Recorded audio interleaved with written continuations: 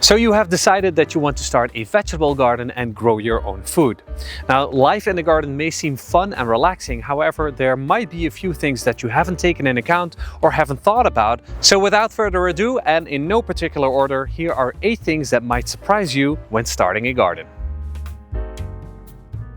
Number 1. It can be a lot of work. Yes, I know I'm stating the obvious here. Man finds out that in order to make an omelette, you have to break a few eggs. Of course, there's going to be some work involved. However, you can choose to plow a field once and put in some potatoes and corn seedlings and lettuce seedlings, and then water them and wait, and you'll be done in a few days. However, you might get excited about gardening and you venture deeper and deeper into the rabbit hole because you want to do more. And so then you decide that you may want to grow in some raised garden beds so you don't have to bend over as much, and that will actually save you effort. Well, yes, but you have to buy them, and then you have to build them, and then you have to fill them up with organic material and compost, and that will all cost you a lot of effort.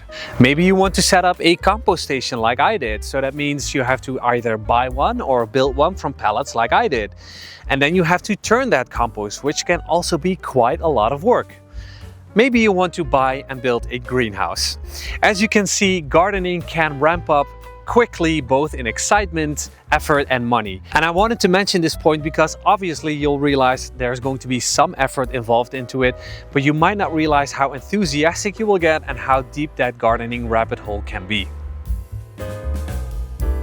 Number 2 is that when you start a garden, and every year after that, you will be granted with a random set of debuffs.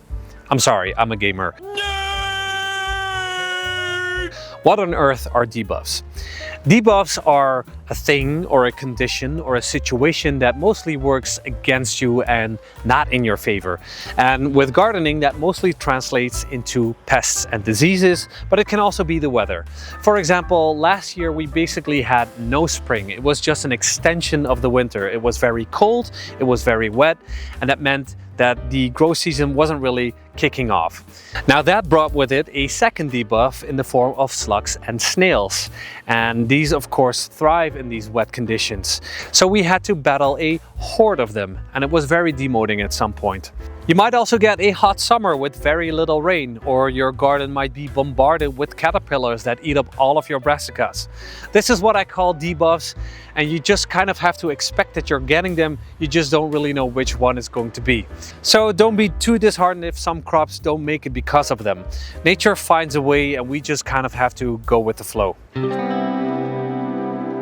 Number 3, besides the fact that it can be a lot of hard work, gardening can also be very zen and very relaxing. I've mentioned it before in some other videos, but we live in a very fast-paced world today. We are constantly exposed to pings and notifications and stress, and gardening can be quite the opposite of that, because some activities in the garden can be very monotonous and repetitive and almost like a meditation. For example, I've recently transplanted all of these seedlings, each into their own separate plug in the plug tray. And I have about, I don't know, 60, 70 seedlings, so you can imagine it was very repetitive work, but it wasn't boring, it was relaxing. So yeah, gardening can be relaxing and it can be zen, especially in this stressful world that we're living in today. Number 4, flavor is going to be different. It's going to be better. It's going to be a lot better. And I dare to say that with 100% certainty that whatever you grow yourself will taste a lot better than whatever you buy in the store. Especially when it comes to berries and tomatoes, which are technically also berries, I believe. Anyway, your brassicas will have a much deeper and more concentrated flavor. Your strawberries will be a lot sweeter. The strawberries I grow over here, they won't make it past the garden because I eat them before that. So flavor is going to be better, trust me. Number 5, you will have too many courgettes. Number 6, there is room for experimenting in all different kinds of ways. So for example, you don't have to grow that same kale or that same tomato that everybody else is growing. You might try to grow an exotic type of tomato. And you don't just have to grow in rows, you might want to start growing vertically.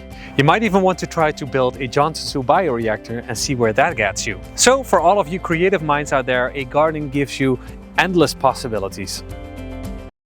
Number 7, you will lose 15 to 25% of what you initially sow. Some seeds might not germinate, and when they do, they might be crooked or weak. And when they start growing on, they might get munched up by slugs and snails, for example.